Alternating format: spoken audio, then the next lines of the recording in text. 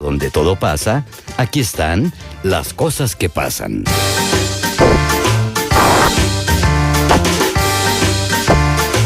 Muy bien, comenzamos este espacio de las cosas que pasan en Javeriana Estéreo 91.9 FM. Abrimos como siempre estos micrófonos y nuestros medios electrónicos para que permanezcan en contacto directo con nosotros. Nuestra cuenta en Twitter, @lascosasqpasan, el correo lascosasquepasan @javerianaestereo.com están disponibles para todos ustedes para que compartan con nosotros sus opiniones, comentarios, sugerencias, propuestas de tema para desarrollar en esta mesa de trabajo y por supuesto todo lo que quieran comentarnos, pues ahí estamos muy pendientes de sus manifestaciones a través de estos medios. Saludamos también a quienes nos escuchan a través de la señal de nuestra página web www.javerianaestereo.com, donde pueden seguir nuestra señal en directo y revisar emisiones anteriores de las cosas que pasan y en general de nuestros programas. Y es muy fácil, simplemente entran a la sección multimedia, despliegan, ahí está el botón de podcast y escuchan ahí, pueden entrar y acceder a todo este material. Hoy vamos a hablar de cosas que pasan en mi país,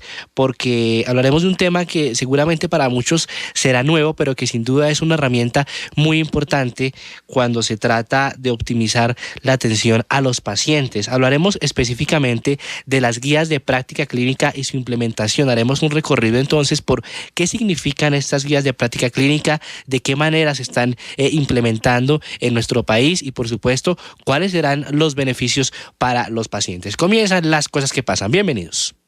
¿Quién fue? ¿Dónde fue y cómo fue? Todas las cosas que pasan.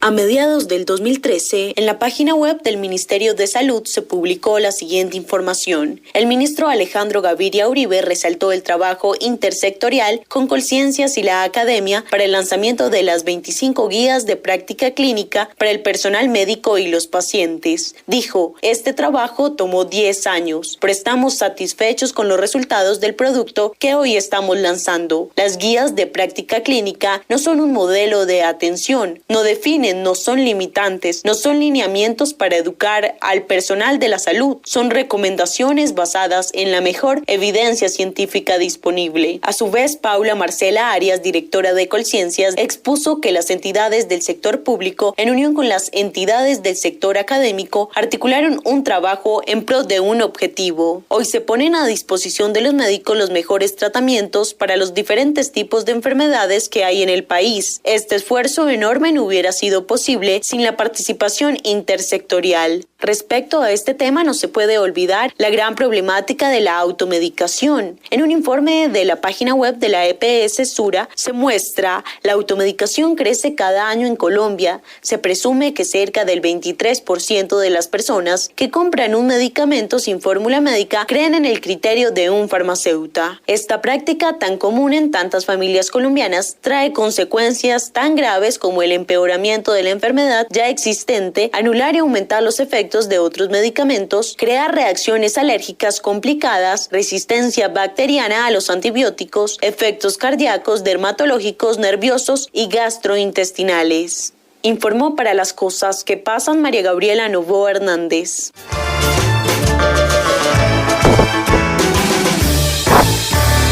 María Gabriela, muchísimas gracias y precisamente ya están listos nuestros invitados para desarrollar este tema con nosotros y después de este contexto queremos dar la bienvenida en primer lugar al doctor Javier Guzmán, subdirector de implantación y diseminación del IETS, Instituto de Evaluación Tecnológica en Salud. Doctor Guzmán, bienvenido a las cosas que pasan, muchísimas gracias por haber atendido a nuestra invitación y quisiera comenzar hablando desde el término más básico y por eso quisiéramos preguntarle ¿qué es una guía de práctica clínica? ¿A qué estamos haciendo referencia cuando hablamos de esta herramienta? Primero que todo, muchísimas gracias por la invitación. Es un placer estar acá. Las guías de práctica clínica, como bien lo dijo el ministro y bien lo dijo Paula Arias en su momento, son un logro muy importante en el sistema colombiano después de muchos años de trabajo y muchos actores participando y dedicando tiempo y esfuerzo. Se lograron estas guías de una alta calidad. Pero bueno, como tú dices, la primera pregunta es ¿qué son las guías de práctica clínica? Y aquí tenemos que empezar por decir que son recomendaciones. Son recomendaciones basadas en la mejor evidencia disponible, basadas en las preferencias de los pacientes basadas en la experiencia clínica de aquellos que diagnostican, tratan, previenen la patología, y son básicamente recomendaciones que se dan para el cuerpo médico, los profesionales de la salud y para los cuidadores y pacientes, para que puedan tomar decisiones informadas acerca de el diagnóstico, el tratamiento, la prevención de ciertas condiciones en salud en condiciones específicas. Ahí entonces la importancia de estas herramientas. Y está con nosotros también el doctor Iván Darío Flores. Él es pediatra, epidemiólogo clínico, experto en producción de guías de práctica clínica de la Universidad de Antioquia. Doctor Flores, bienvenido a Las Cosas que Pasan. Muchas gracias por acompañarnos y quisiera preguntarle, pues una vez entendido el significado de estas guías de práctica clínica, ¿qué tan fácil o qué tan difícil es transmitir estas recomendaciones? ¿Cómo se da este proceso de formación? Bueno, también agradezco la invitación a este espacio, a que podamos hablar de este importante tema para el país y para la salud. Ya Javier habló mucho de la importancia de esto y de la definición. Y entendiendo que las guías de práctica clínica son recomendaciones, como él muy bien puntualizó, tenemos que entender que ya son una serie de acciones sobre cómo actuar ante un paciente específico con una situación específica. El problema que viene a continuación de que se desarrolla la guía y tenemos las recomendaciones listas para, digamos, diseminarla, es hacer precisamente, como usted muy bien lo dice, que lleguen donde tienen que llegar. ¿Y dónde tienen que llegar? Tienen que llegar a los médicos y el personal de salud que está atendiendo pacientes con esta enfermedad específica, cualquiera que sea la enfermedad, y tiene que llegar también a los cuidadores.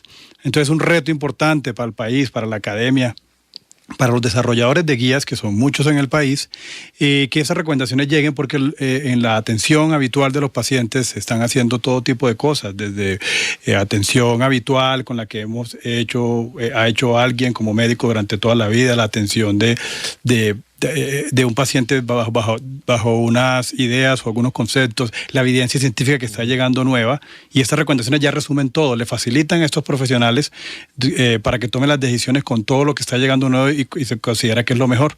Hacer que esas recomendaciones lleguen a todos los médicos de Colombia y a todos los profesionales de la salud es el reto. Hay diferentes tipos de herramientas, de la cual obviamente podremos hablar en el transcurso de estos minutos, donde mediante programas como estos se dan a conocer precisamente que conozcan que las guías existen, mediante eventos académicos en los congresos donde los médicos van a actualizarse, mediante la formación de los médicos en las escuelas de medicina cuando están estudiando, que conozcan las guías, que conozcan las recomendaciones, mediante aplicativos especiales en los smartphones que están de moda en los últimos años para que puedan acceder mucho más fácil a páginas web. Todo tipo de herramientas por vías distintas para que la gente las conozca, los médicos la conozcan y los médicos sepan que, los pacientes sepan que las guías existen, pueden acceder mediante la página web tanto del Ministerio de Protección Social, la página del Instituto y las páginas de las alianzas de las universidades que están desarrollando guías, puedan acceder para que la gente esté informada y que se genere lo que queremos es una moda o una moda alrededor del conocimiento de las guías, tanto del profesional como de los pacientes, buscando que ellos también se empoderen del conocimiento de la enfermedad que están padeciendo o que van a padecer.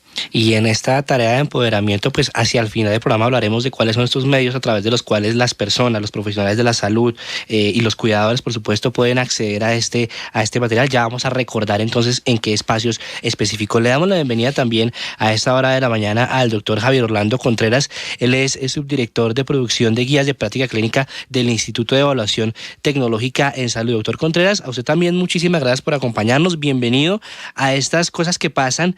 Y quisiera hablar con usted sobre el tema de la cobertura. Digamos que estas guías de práctica clínica están diseñadas para múltiples patologías o para múltiples tratamientos, pero cómo en este proceso de construcción de una guía de práctica clínica se tienen en cuenta como las condiciones de cada paciente, cómo se desarrolla esto, pensando por supuesto en que cada paciente, digamos que tiene su propia patología, tiene sus propias maneras de tratar y sobre todo, y aquí un tema muy importante, es esta comunicación con los médicos y los cuidadores para que puedan atender adecuadamente estas recomendaciones. Muchas gracias, Edwin, por la invitación y por la oportunidad para intentar explicar, ¿cierto? Vamos a ver si lo logramos. Lo vamos a lograr. Bueno, hay algo que yo quisiera agregar a lo que mis compañeros han explicado ampliamente en relación con lo que son y cómo se implementan las guías. Partiendo de un escenario en donde un paciente que tiene una dolencia en particular recibe una información, una enorme cantidad de información, ¿cierto?, de diferentes fuentes, y llega a consultar a un profesional que también tiene ese mismo escenario en donde él recibe una serie de informaciones, algunas actualizadas y otras no, en relación a esa misma situación de salud. ¿Sí? En algunas oportunidades esa asimetría de información o la calidad de la información puede generar expectativas o dificultades en las expectativas de la persona que va a buscar atención por su situación de salud y del profesional que va a atenderla. Uno de los efectos que tiene o los que pretende lograr la guía de práctica clínica es tratar de centrar la información, de depurar la información para que la información que el paciente y el profesional finalmente tengan acceso a través de la guía en forma de recomendaciones sea una información que realmente tenga validez científica. Es decir, que sea una información lo más cierta posible, que tanto el paciente como el profesional tengan cosas ciertas, más o menos ciertas, para poder tomar decisiones, ¿cierto? Ahora, ¿cómo se involucran esas digamos, diferentes miradas en relación a una situación de salud? Una de las estrategias, de los recursos metodológicos que hay en el desarrollo de una guía de práctica clínica es que una vez que se conforma, una vez que se define cuál es el tema de salud, la prioridad de un tema de salud la define obviamente pues el ente rector en salud, que es el Ministerio de Salud, ¿sí? Una vez que se define que hay una enfermedad que es importante, bien sea por la cantidad de personas que afecta, por el número de personas que afecta, por la cantidad de muertes que produce, etcétera, se cita la conformación de un grupo desarrollador que se encargue de elaborar una guía de práctica clínica, y este grupo debe estar constituido por representantes de todos los sectores de interés que están alrededor de esa situación de salud, menos la industria obviamente, ¿cierto? Entonces allí deben estar representados todos los profesionales que en los distintos niveles de atención del sistema se encargan de atender esa situación de salud. Allí deben estar representados los pacientes que están afectados por la dolencia, sea esta una dolencia crónica o una dolencia aguda, ¿sí? Y las sociedades científicas que representarían a los profesionales, ¿no? Entonces debe estar todo el espectro de profesionales, las sociedades científicas que agrupan a los profesionales, los representantes de los pacientes y un grupo que es importante, que es el grupo de personas que tienen la experticia y el entrenamiento para conducir el desarrollo de la guía, que es lo que llamamos nosotros los expertos metodológicos, ¿sí? La idea es que el grupo desarrollador esté conformado de tal manera que represente todas esas opiniones. Todas las personas que están allí presentes deben declarar sus conflictos de interés para garantizar que la recomendación que se produzca o las recomendaciones que se produzcan sean transparentes y que todo el mundo pueda confiar en ellas. Dentro del desarrollo de la guía, una vez que se conforma el grupo, cada uno de los grupos va a expresar, o sea, los metodólogos conducen buena parte del proceso, la recuperación de la evidencia, la calificación de las publicaciones científicas, pero todo eso debe ser discutido con los profesionales que van a atender en últimas al paciente. Y todo eso debe ser discutido con los pacientes, que son los que van a recibir en última la atención, de tal manera que al final no sea una recomendación que tenga el carácter de norma, sino precisamente una recomendación, de una sugerencia. Vea, esto es lo que mejor podríamos hacer en esta situación de salud. Tanto yo como paciente tendría derecho a esas opciones de salud que están planteadas, o esas opciones de atención que están planteadas en la recomendación, pero también yo como profesional que atiendo personas enfermas, ese sería, digamos, la mejor opción que podría ofrecerle yo a un paciente. Y construir la mejor opción es lo que se pretende con la guía, o es el efecto que la guía pretende lograr para elevar la calidad de la atención, ¿no? Pues ahí están entonces los objetivos de estas guías de práctica clínica. Y está con nosotros también el doctor Andrés Duarte. Él es médico especialista en medicina familiar, magíster en epidemiología clínica y profesor asociado de la Pontificia Universidad Javeriana. Doctor Duarte, bienvenido a Las Cosas que Pasan. Gracias por atender a nuestra invitación. Y quisiéramos conocer su visión sobre estas guías de práctica clínica y sobre todo el diálogo que establecen ustedes como médicos con este tipo de guías y este tipo de recomendaciones. ¿Cómo ve usted estos procesos de implementación en un sistema de salud tan complejo como el nuestro? Bueno, muy buenos días, muchas gracias por la invitación. Supremamente grato estar con personas de tan alto nivel para poder discutir de estos temas. Yo estoy perfectamente de acuerdo con lo que recién expresó Javier, en el sentido de esto es un avance, esto es un logro, esto es algo, no es tan nuevo. Realmente yo recuerdo que el primer proyecto de tratar de hacer en este país guías de práctica clínica basada en evidencia, el primer gran proyecto fue en el año 96-97 y a eso le apostó en su momento el Instituto de Seguro Social, en una alianza con la Asociación Colombiana de Facultades de Medicina, con ASCOFAM. Y desde ahí hemos venido ganando experiencia, hemos venido entrenándonos en cómo poder plantear las mejores recomendaciones basadas en la mejor evidencia. Por fortuna ya tenemos un buen número de guías para una serie de problemas de los que más representatividad tienen en términos de causar enfermedad o causar mortalidad en este país. Ya el doctor Contreras explicó cómo metodológicamente se conduce todas las revisiones que conllevan a plantear las recomendaciones. Y tal vez yo quisiera enfatizar en la participación de los pacientes con relación a están representados dentro del grupo desarrollador de las guías y siempre van a estar, digamos que, jugando un rol de regulación con el punto de vista desde usuarios finales de las guías. Del otro lado, hay procesos de socialización durante toda la producción de la guía, en la cual se convocan todas las personas que están implicadas en implementar las recomendaciones, pero también es una convocatoria mucho más amplia para que los pacientes puedan decir, puedan plantear sus puntos de vista y puedan, digamos que, ajustarse las recomendaciones que se están planteando. Y cuando se elaboran los documentos finales de la guía, hay una guía específica que está direccionada a los pacientes. Las recomendaciones que se producen en cada una de las guías tienen que ayudarle a los implicados en el proceso de toma de decisiones para tomar las mejores decisiones en salud. Y esos usuarios finales van a ser los médicos o el personal de salud que está tratando de direccionar una toma de decisiones, y del otro lado el paciente. Entonces, conjuntamente, tiene que combinar lo que se pretende hacer desde el profesional de la salud y desde el paciente que presenta la condición que va a ser intervenida.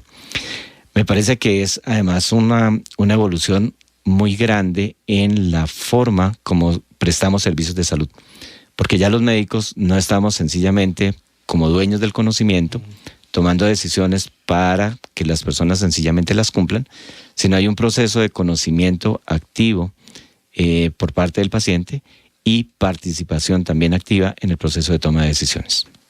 Pues se trata entonces de un proceso de comunicación que implica además una gran responsabilidad. Las guías de práctica clínica, pues como ya lo señalaron nuestros invitados, son un logro, pero asimismo tienen la responsabilidad a través de la información que difundan de que ésta sea lo más acertada posible. Por eso, después de esta pausa, vamos a profundizar en estos procesos de desarrollo de las guías de práctica clínica y sobre todo cómo es el diálogo entre esta información y los diferentes actores de la cadena del sistema de salud. Vamos a la pausa y ya regresamos. Están escuchando Javeriana Estéreo, sin fronteras. La Secretaría de Cultura, Recreación y Deporte presenta la nota cultural. Las 22 obras participantes en el primer ciclo del Premio Latinoamericano de Arquitectura Rogelio Salmona, Espacios Abiertos, Espacios Colectivos, ya fueron seleccionados por un jurado internacional y la mejor será galardonada mañana jueves 21 de agosto. A propósito, María Elvira Madriñán, presidenta de la Fundación Rogelio Salmona, nos cuenta. El premio quiere poner en evidencia el papel de la arquitectura en la concepción y transformación de la ciudad y su capacidad de conformar espacios que contribuyan a la consolidación de una cultura urbana diversa. Son 5 jurados, 4 de Latinoamérica y un arquitecto japonés. La ceremonia de entrega del Premio de Arquitectura Rogelio Salmona se realizará el jueves 21 de agosto a las 5 de la tarde en la Biblioteca Virgilio Barco, carrera 60, número 5760, entrada libre. Más información en cultura, recreación y deporte.gov.co. Bogotá, Humana. Gran Feria de Servicios y Tour Basura Cero. Una invitación de la UASP y la Alcaldía Mayor para todos los recicladores de la ciudad. Sábado 23 de agosto, Plaza de Bolívar, 9 de la mañana. Con la presentación especial de Jorge Velosa y los Carrangueros. Bailes, concursos y premios especiales. Los esperamos. Programa Basura Cero, Alcaldía Mayor, Bogotá Humana. La Secretaría de Cultura, Recreación y Deporte presenta la nota cultural. Las salas de teatro La Maldita Vanidad, Barraca Teatro, Casa E, Ensamble Teatro y Tercer Acto se suman al programa distrital de salas concertadas que ya cuenta con 39 espacios para que la ciudadanía pueda disfrutar de la diversidad teatral que ofrece Bogotá. A propósito, Luis Daniel Castro, director de la corporación Tercer Acto, nos cuenta. Resulta muy importante ser parte de este programa porque no solamente nos posibilita seguir brindando la programación a la comunidad, sino que adicionalmente nos da una vitrina para mostrar la Casa Tercer Acto y todo el proceso que desarrollamos en ella, pues en beneficio de la comunidad. Las funciones en la Casa Tercer Acto se realizan los jueves, viernes y sábado a las 7 de la noche y la entrada se hace a través del trueque o del aporte voluntario. El programa distrital de salas concertadas, liderado por el Instituto Distrital de las Artes, busca fortalecer el sector del arte dramático en Bogotá e impulsar la circulación y el consumo de las artes en la ciudad. Más información en cultura, recreación y deporte.gov.co. Bogotá Humana. Están escuchando Javeriana Estéreo, sin fronteras.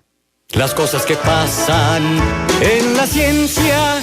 Cosas que pasan en la ciencia. Avanzamos en este espacio de Javeriana Estéreo 91.9 FM, hoy hablando sobre las guías de práctica clínica. Ya hicimos entonces en el primer segmento del programa pues un recorrido por qué significan estas guías. Hablamos un poco de cuál es el proceso para el desarrollo y ahora es momento entonces de hablar de estos procesos de implementación. Una vez se tiene lista la herramienta, ¿cuál es el proceso que se sigue para difundir esta información en los profesionales de la salud? Y esto haciendo también un poco de referencia a dos cosas. La primera, las metodologías propias que tienen los médicos para el tratamiento de sus pacientes, en primer lugar, y por otro lado, lo que enunciaba María Gabriela en su informe inicial en el programa, y es esta problemática de la automedicación. Muchas personas creen que tienen como esta capacidad, sin ser médicos por supuesto, que tienen esta capacidad de determinar qué medicamentos o qué tipo de tratamientos pues son viables para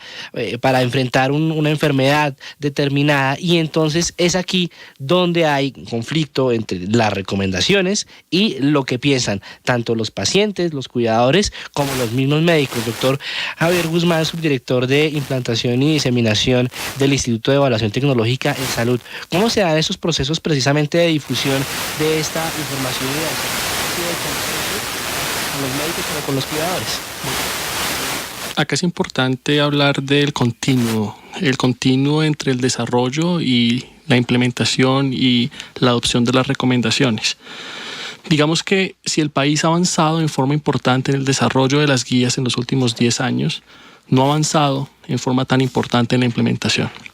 Porque en algún momento nos concentramos en las metodologías, en los procedimientos, en la participación durante el desarrollo, y pensamos de manera errónea que el hecho de tener un documento muy fuerte metodológico, un documento muy bueno, de haber tenido participación de los diferentes sectores, garantizaba que todos los actores adoptaran esas recomendaciones.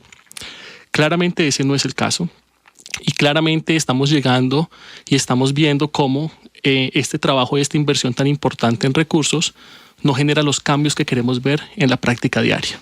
Entonces acá es donde empezamos a trabajar en forma muy importante todos los actores del sistema, y donde empezamos a trabajar en algo que se llama una implementación activa, un proceso dirigido, estratégico, un proceso participativo, un proceso planeado, donde básicamente trabajamos uno a uno con los diferentes actores del sistema para implementar estas recomendaciones. Porque por un lado están los profesionales de la salud que ven sus pacientes, tratan de estar actualizados de la mejor manera posible, y esta es una herramienta, digamos, para mantenerlos informados, para mantenerlos con la mejor evidencia disponible. Entonces hay que trabajar porque a los médicos no les gusta históricamente que les digan qué hacer, a los médicos no les gusta históricamente que se sientan regulados por un agente externo, a los médicos no les gusta que utilicen las guías de práctica clínica como algunas personas dicen, recetas de cocina o camisas de fuerza. Entonces hay que vencer todos esos paradigmas con los médicos y básicamente hacerle a entender a la profesión médica que este es un elemento facilitador, este es un bastón que garantiza que los médicos puedan dar una atención de calidad y garantiza cosas importantes, como hablábamos de la seguridad del paciente, por ejemplo. Y ahí partimos de un hecho básico, y el hecho básico es que los médicos son humanos y los médicos se equivocan. Y existe información muy interesante de los últimos años, 10, 20 años, en donde esto ha sido mucho más tocado, y un reporte del Instituto de Medicina mostró en el año 99 en Estados Unidos que más o menos entre 44,000 y 90,000 pacientes morían anualmente por errores médicos. Entonces, teniendo eso en cuenta, obviamente que queremos tratar de llevarle esta información a los médicos y tratar de blindar el sistema y blindar, digamos, la atención para disminuir este tipo de cosas. Bueno, entonces ya hablamos de los médicos, pero no sirve de nada, por ejemplo, que el médico adopte la recomendación, prescribe el medicamento que es y no esté en la farmacia. Entonces hay que trabajar entonces con los prestadores, hay que trabajar para que básicamente los prestadores entiendan que también es una responsabilidad de ellos facilitar este proceso de implementación. Y tampoco sirve de nada que el médico prescriba el medicamento que esté en la farmacia y que la EPS, la aseguradora, pues no lo pague. Entonces ahí también hay trabajo con los aseguradores. Al mismo tiempo hay trabajo con los pacientes, porque muchas veces algunas recomendaciones no son positivas de hacer, sino de no hacer. Entonces, por ejemplo, los pacientes, los cuidadores pueden llegar solicitando medicamentos y solicitando procedimientos que no tienen evidencia científica. Entonces ahí es donde toca hacer un trabajo muy importante con los pacientes, mostrándoles que no es simplemente recibir medicamentos por recibir medicamentos, no es simplemente el hecho de deme más, porque muchas veces uno como médico ve en los consultorios, no, yo vengo que usted me formule, yo necesito que usted me dé X, me dé Y, Z, y entre más formal haga la fórmula, mejor el médico. No es el caso. Este proceso también entonces tiene que ver con los pacientes. Digamos que para tratar de resumir, hay un trabajo de implementación que es necesario con cada uno de los actores del sistema. Y con cada uno de los actores del sistema hay una mezcla de dos cosas. Por un lado, zanahoria. Y zanahoria significa hacer la información mucho más fácil, asequible, dinámica, útil. Y por otro lado, garrote. Y garrote refiriéndonos como incentivos negativos, como, digamos, aquellas medidas que podemos tomar para que los actores no tomen las decisiones incorrectas que no están basadas en la evidencia en las guías de práctica clínica. Muy bien, doctor Iván Darío Flores, su opinión. Bueno, adicional a lo que el doctor Guzmán ha hablado, creo que es un punto importante que nace de una frase que el doctor Duarte mencionó hace un momento, en cuanto a que las guías buscan acabar con el concepto del médico con la verdad absoluta. Precisamente por lo que el doctor Guzmán habla de la posibilidad de errores. Como seres humanos nos equivocamos. Y lo que se necesita es algo que nos ayude a equivocarnos menos. Y eso son las guías. Y el reto de los desarrolladores y los que hemos trabajado alrededor de guías es, digamos, luchar contra esa verdad absoluta, contra esa imagen del médico que no se equivoca, y ayudarlos a que interpreten. Y hay una resistencia importante, y como médico puedo dar fe de que existe una resistencia a que nos digan qué hacer y qué no hacer. Existe un concepto habitual entre nosotros, el profesional de la salud, y es la variabilidad en la práctica clínica. Y es un término con el cual utilizamos para justificar todo lo que tiene que ver alrededor de las guías. ¿Hasta qué punto los médicos pueden cambiar o no el mismo paciente con la misma enfermedad que va a 4 o 5 médicos? ¿Hasta qué punto se pueden variar? Pueden ser distintos los métodos de tratamiento entre los médicos. Claro que hay una variabilidad, entonces nosotros diferenciamos lo que es la variabilidad clínica justificada versus la variabilidad clínica injustificada. La justificada es que los pacientes tienen diferencias entre sí. Sí, yo puedo tener una neumonía, pero puedo tener 15 años y va a ser distinta la neumonía al paciente que tiene 80 años y tiene una neumonía. Y obviamente el médico puede cambiar un poco las recomendaciones. Digamos que eso puede ser lo justificado. Hay cosas de cada paciente que justifican que no sean iguales los tratamientos, pero hay variabilidad clínica injustificada. Y esa se refiere a conductas de muchos médicos, a conductas de muchos profesionales de la salud alrededor de tratamientos que ya no se usan, que se han demostrado que se utilizaban pero que ya no son útiles o que incluso pueden hacerle daño al paciente. Eso es lo que llamamos la variabilidad injustificada, que son esos cambios o son esas diferencias entre los manejos en una misma enfermedad, los tratamientos, que no deberían existir, porque ya se han demostrado que son deleterios, que son errores. A esa variabilidad es la que quiere apuntar las guías, a dar el mínimo posible para atender mejor al paciente, para que el médico le quede fácil. Hay mucha literatura que está saliendo día a día. La evidencia científica es de abundante. Los médicos no pueden acceder a leerla toda, es imposible. Y como es imposible, la guía lo que hace es resumir. Para la guía de asma, aquí está lo mejor para usted médico. Nosotros ya, los que hicimos la guía, nos encargamos de resumirle todo, de sintetizarle todo. Por eso debe creer en la mayoría de las ocasiones en lo que está aquí. Entonces, esa es una de las principales digamos, barreras en la implementación de las guías, es como romper ese mito. Pero la culpa no es solamente de los médicos, también usted ha mencionado un poco los pacientes, es culpa de todos. Es decir, el mejorar la atención es culpa y es la labor de todos. Los pacientes también acceden a la automedicación, hay dificultades, no van al médico, van tardíamente o el médico formula algo y ellos hacen otra cosa. Entonces tenemos que trabajar y las guías tienen eso y resumen eso porque precisamente como el doctor Contreras dijo, en el proceso de desarrollo de guías participa el médico y el paciente. Están en igualdad de condiciones en cuanto a la participación para tomar una decisión sobre qué es lo mejor para ese paciente. Y eso es lo que buscamos, darle un equilibrio a la participación del médico con su conocimiento y a la participación del paciente con su perspectiva como el que está sufriendo la enfermedad. Y romper esos paradigmas de verdad, esa cruz al doctor Andrés Duarte.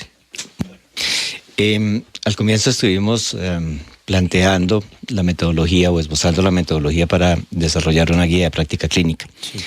Y una de las principales razones, como lo acaba de mencionar el doctor Flores, es disminuir la variabilidad que no se justifica. Esas variabilidades tienen que ver también con cómo les termina yendo a los pacientes con las decisiones que se toman y tiene una implicación innegable en términos de costos que seguramente también terminan no estando justificados. Y entonces hay muchas razones para que un país le invierta a un proyecto de desarrollo de guías. Y esto no es algo que solamente pasa en Colombia, sino pasa en múltiples países. De pronto Colombia en este momento es pionero para toda el área de América Latina en la forma como se están desarrollando guías de práctica clínica basadas en evidencia. Pero una vez uno tiene la guía, el problema es póngala a funcionar. Y lo que se ha podido documentar en los diferentes países con mayores o con menores niveles de desarrollo en todo el mundo, es que ese es el punto que es más sensible. De pronto sabemos en este momento muy bien cómo resumir las mejores evidencias en salud para plantear las mejores recomendaciones. Con un elemento que me parece bien interesante en Colombia.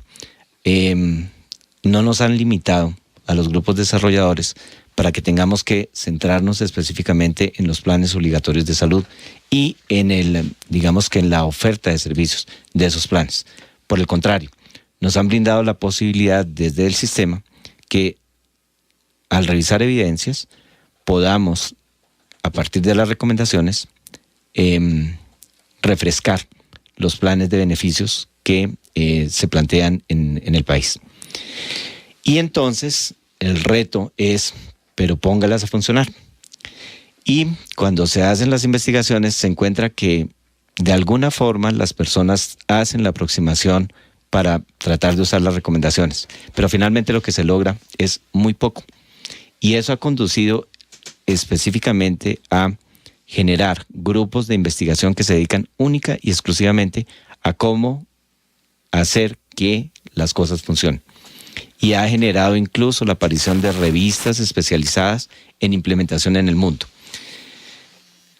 Muchas cosas son más acertadas, muchas cosas son más desacertadas. El mismo uso de la terminología es diferente.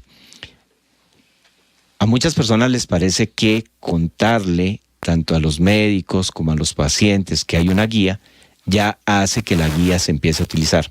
Eso no es cierto. Y eso es solamente una instancia inicial que en términos globales se llama difusión.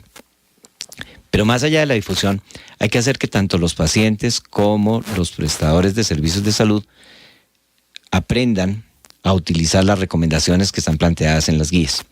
Y eso va mucho más allá que sencillamente contar que la guía existe. Y eso implica estrategias que permiten modificar los comportamientos de los usuarios finales, tanto prestadores como pacientes, para que puedan utilizar las recomendaciones. Ese proceso técnicamente se llama diseminación. Pero además necesita uno que cada una de las instituciones tome una decisión, que políticamente tome una decisión y que le invierta en términos de recursos para que las recomendaciones puedan llevarse a la práctica. Y eso se llama adopción, que es diferente a adaptación, que es traer una guía de un contexto diferente para ponerla a funcionar en un contexto particular, pues para el caso nuestro en Colombia. Y finalmente, el hacer que funcionen es todo lo que tiene que ver con implementación, verdaderamente con implementación. Entonces, digamos que es una dimensión supremamente compleja, que lleva tiempo, que lleva modificación en los comportamientos de esos usuarios finales y que no es para nada fácil. Nos quejamos de cómo las personas no cumplen con algún tipo de recomendaciones, de cómo no adhieren a cada una de las actividades que la evidencia está probada, pero ahora el reto que tenemos enorme es cómo hacer que las recomendaciones que se han planteado, definiéndolas con la mejor metodología, con la más depurada de las metodologías, realmente puedan beneficiar a los pacientes en términos de mejorar sus condiciones de salud y puedan beneficiar globalmente a todo el sistema, dado que no vamos a estar tomando decisiones inadecuadas, sino por el contrario, las mejor soportadas con los mejores desenlaces esperados. Ahí está, y lo que usted decía hace un momento, está lista la estrategia, muy bien implementada, pero póngala a funcionar. Eso es como el reto más importante. Antes de ir con el doctor Javier Orlando Contreras, el doctor Guzmán quería agregar algo. No, simplemente para poner un poco de números a esto. Hablaba Iván de la dificultad de los profesionales de la salud para estar actualizados y realmente vemos cómo existe un mare magnum de información. Y les doy un número. En 1996, una de las bases de datos médicas más importantes del mundo, que se llama Medline, incluía más o menos 100 artículos al año. 1996, 100 artículos al año. Y ahora se calcula que más o menos incluyen 300,000. Entonces imagínense quién puede estar disponible para revisar ese tipo de evidencia. 300,000 artículos al año. Les doy otro dato. Una de los productos de las guías de práctica clínica son las guías cortas. Y las llamamos guías cortas porque no son las 800 páginas de la guía larga con toda la metodología y toda la evidencia, sino solo son las recomendaciones. La guía corta más o menos tiene 80, 100 hojas, digamos 100 hojas. El año pasado el ministerio publicó 25 guías de práctica clínica. Entonces, digamos, un médico general que está viendo pacientes de diferentes áreas y quiere ver las guías cortas son 25 guías por 100 hojas, 2.500 hojas. O sea, es bien difícil pensar que la forma de actualizar y impactar a ese profesional es mediante documentos de texto que tengan 100 hojas o las hojas que tengan. Y ahí es donde yo creo que después tendremos que hablar de cómo facilitamos esa apropiación de conocimiento y a qué nos referimos con herramientas de implementación.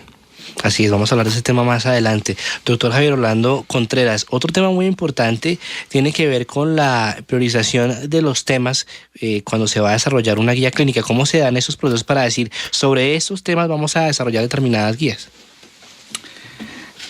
¿El tema dentro de la guía o los temas de las guías, Edwin? Los temas en general, sí, o sea, los temas de las diferentes guías que existen. ¿Cómo escogen ustedes eso? No, realmente quien toma esa decisión en relación a cuáles son los temas prioritarios, como te decía yo en la anterior intervención, es el Ministerio de Salud, ¿cierto? Sobre la base de la información que el Ministerio dispone desde el punto de vista de epidemiología, de saber qué tan frecuente es una enfermedad, el impacto que tiene el número de personas enfermas, el número de muertes, en el costo que tiene para el sistema, ¿cierto?, determinada enfermedad. Esos son solamente algunos de los elementos que el Ministerio puede utilizar para decir necesitamos priorizar el desarrollo de una guía para el sistema, ¿cierto?, para que profesionales y pacientes puedan contar con información basada en evidencia y tomar decisiones. Ese es un elemento de la decisión. El otro elemento, porque tu pregunta puede tener dos niveles, el otro elemento es cómo se deciden los temas que van a quedar incorporados dentro de la guía. ¿Sí? Que ese es otro elemento distinto, digamos, es otro nivel de decisión que ahí sí es donde intervenimos nosotros desde el punto de vista metodológico. ¿cierto? Nosotros hacemos sugerencias, pero no interferimos de alguna manera en tomar la decisión de que salga esta o otra enfermedad como priorizada. Okay. Pero una vez que se ha decidido que una situación de salud, que una condición de salud es prioritaria y que debería realizarse una guía de práctica clínica para recoger todos los beneficios que hemos estado nosotros señalando en las anteriores intervenciones, entonces viene el tema de qué es lo que va a contener la guía. Hasta qué punto la guía va a resolver problemas, por ejemplo, sobre cómo prevenir la enfermedad, sobre cómo diagnosticarla, sobre cómo tratarla, sobre cómo rehabilitarla. Y ese es un tema que sí resuelve el grupo desarrollador. Entonces el grupo desarrollador por eso debe tener, debe garantizar la representación no solamente de todos los profesionales que están involucrados en la atención de los pacientes, sino de los pacientes, para que las preguntas que va a resolver la guía genera recomendaciones, pero genera recomendaciones sobre la base de que este grupo de desarrollo se hizo preguntas sobre cómo sería mejor la atención en términos de diagnóstico, en términos de prevención, de tratamiento, de rehabilitación. Y la recomendación final es la respuesta a esa pregunta que se hace el grupo desarrollador. Y esas preguntas son desarrolladas no solamente por por la parte metodológica que conduce y dirige la guía, sino por los profesionales y los pacientes, de tal manera que queden ahí representados los intereses, las expectativas, ¿no?, de cada uno de las personas que están involucradas, ¿sí? El grupo define cuál va a ser el alcance de la guía, si van a ser todos esos 4 aspectos de prevención, diagnóstico, tratamiento, o solamente uno de los aspectos, o 2 de los aspectos, o 3 de los aspectos. Pero dentro de la metodología que se está utilizando en el país, es muy importante aclarar que es, la parte de las garantías que tienen los profesionales y los pacientes para que sus expectativas queden reflejadas en las preguntas que se hace la guía y obviamente hayan recomendaciones que le den respuesta a esas expectativas, ¿cierto? Esa es la forma como se seleccionan los temas, ¿cierto? En la parte macro la selecciona el ente gestor, que es el Ministerio de Salud, y en la parte micro, que es dentro del grupo desarrollador, es el grupo desarrollador el que dice, vea, nosotros tenemos dificultades cuando, por ejemplo, supongamos que habla a nombre de un paciente, tenemos dificultades cuando yo llego a la consulta y no se me practica X o Y examen de laboratorio, que yo he escuchado o he leído por internet o por un medio de comunicación que debería ser como muy bueno para el diagnóstico de esa enfermedad, ¿sí? Esa es una expectativa que tienen los pacientes que hacen parte del grupo desarrollador, y lo que se construye es una respuesta a esa expectativa, que puede ser sí, efectivamente esa tecnología tiene algún valor para lo que usted padece, o definitivamente no hay ninguna información científica que lo motive a usted como paciente a pedir esa tecnología, o que obligue a un profesional o le sugiera a un profesional a usarla, ¿sí? Igual con los profesionales, ¿no? Las dificultades que tienen entre uno u otro tratamiento, vea, tenemos información de esto, pero es que nosotros habitualmente en la práctica hacíamos otra cosa, ¿sí? Que es como la parte de la tradición, que todos tenemos una práctica sobre la base de lo que nos vaya bien o mal, pues vamos acumulando esa práctica. Y finalmente esa práctica, aunque es sistemática, no la podemos generalizar a todo el mundo. Entonces lo que para un paciente sirve, para otro no. Y esa es la idea de recoger evidencia científica y estudios de investigación que permitan saber si eso que le funciona también a ese profesional, le funciona a todos los demás profesionales, e igual ocurre con todos los pacientes. Ese es el punto donde, se centra un poco la información y se decanta la información para que realmente sea una información que sea universal y que todo el mundo se pueda beneficiar de ella.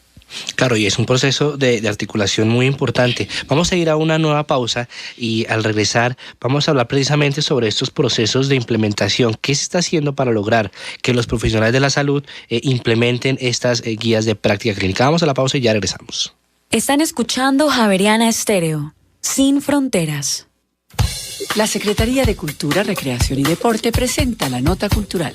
Bogotá cuenta con 16 centros locales de arte para la niñez y la juventud. Esos son espacios para el desarrollo de la sensibilidad a través de las prácticas en música, danza, teatro, artes plásticas y literatura. Durante el primer semestre del año atendieron a más de 28.000 estudiantes del distrito. A propósito, Ana Carolina Cabezas, madre de familia, quien tiene a sus hijos en el plan Suba Centro, nos cuenta. Los beneficios, pues el aprovechamiento del tiempo libre. Como uno trabaja todo el día, pues ellos ellos aprenden artes, aprenden deporte, o sea, es un programa muy bueno. Ahí empiezan a encaminarse en lo que les gusta. Me siento beneficiada por eso también, porque son cursos que no hay necesidad de uno estar pagando ni nada. Los CLAN hacen parte del programa Jornada Única para la Excelencia Académica y la Formación Integral de Bogotá y tienen como objetivo contribuir a la formación de la niñez y la juventud por medio del poder transformador del arte.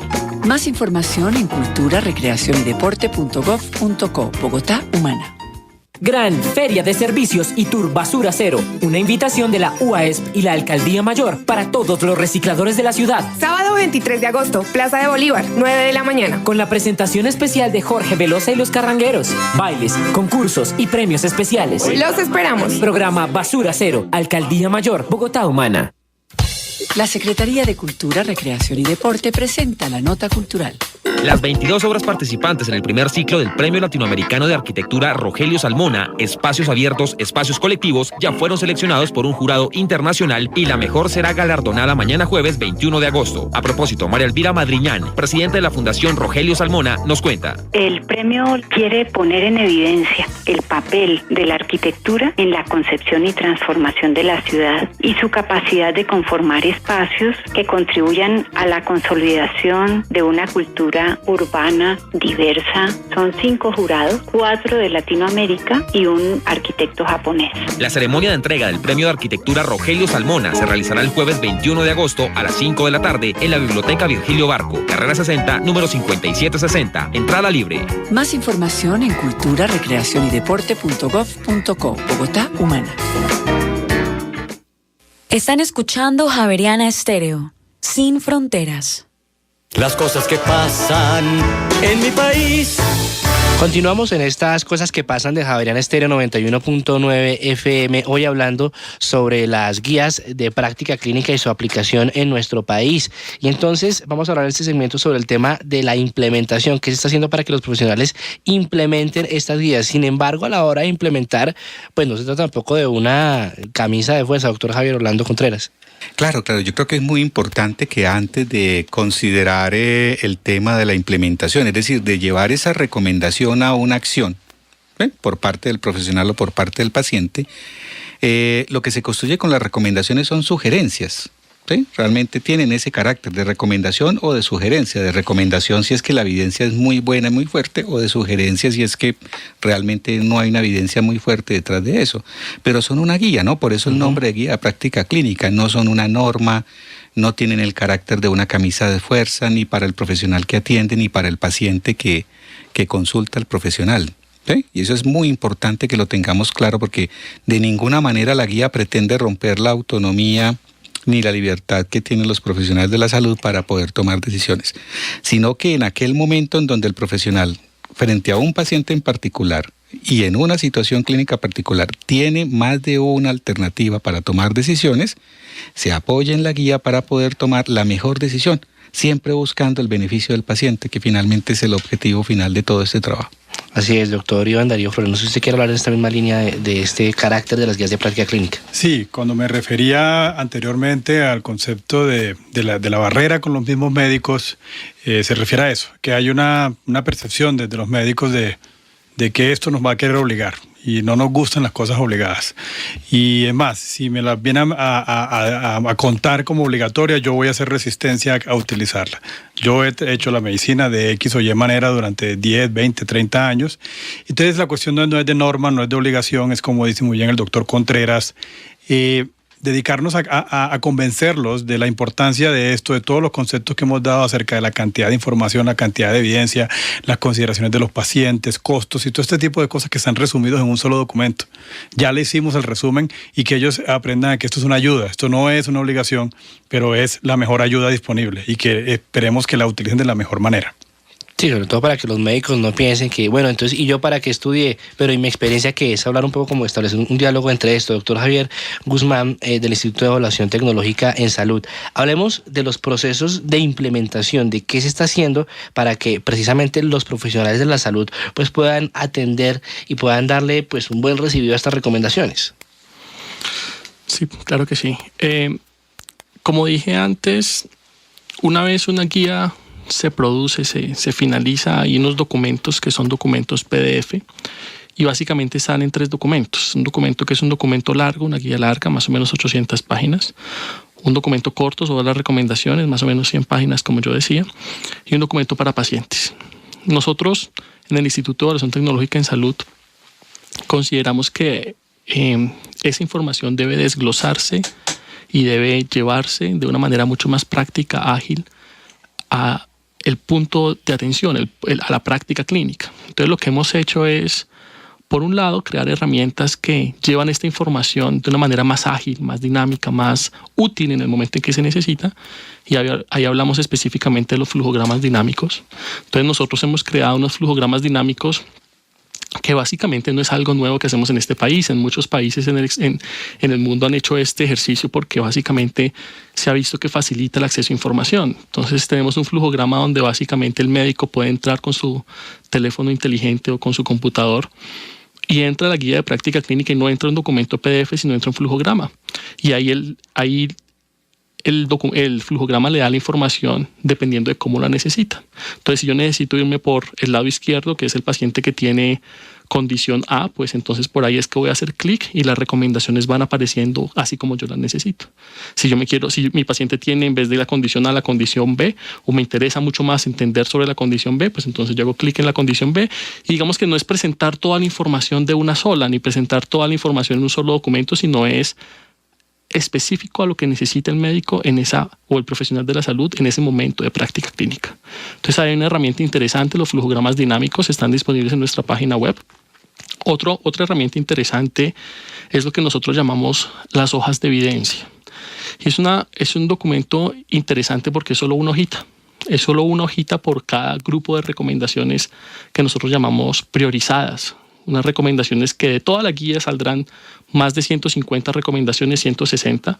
Nosotros nos sentamos con el grupo desarrollador y determinamos cuáles son las recomendaciones que son más importantes desde el punto de vista de mayor potencial beneficio en salud, mayor potencial beneficio al sistema. Entonces, con esas recomendaciones priorizadas, nosotros en una hojita básicamente entregamos toda la evidencia detrás. Porque muchas veces si usted me pregunta como médico, usted me está sugiriendo esto, pero ¿cuál es la evidencia? En este momento me tocaría ir a la guía larga y buscar las tablas de evidencia, buscar en el anexo número 2 o número 3 cuál es el estudio clínico, cuáles son los números. Complicado, me demoraría bajito, una media hora. Ahora nosotros lo que hacemos es en una sola hoja resumimos por un lado la evidencia que existe sobre si funciona, si no funciona, la evidencia que existe sobre si es seguro, si no es seguro, la evidencia que existe sobre si es costo efectivo o no es costo efectivo, y hacemos un punto importante que es cómo implementar esa recomendación. Entonces hablamos de si es un medicamento, cómo es la posología. Lo doy por 5 días, lo doy por 10 días, qué miligramos doy, lo doy por vía oral, de qué debo tener cuidado de interacciones con otros medicamentos, todo eso en una hoja. Entonces esos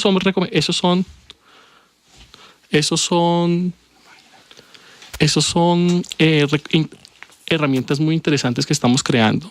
Todas están disponibles en nuestra página web www.iets.org.co. La otra herramienta, y acá me muevo un poco de los profesionales de la salud, es una herramienta de impacto presupuestal. Porque usted como prestador, usted le dicen, o usted como asegurador le dicen, mire, estas son las recomendaciones, y como decía muy claramente el doctor Duarte, no están limitadas a los planes de beneficios.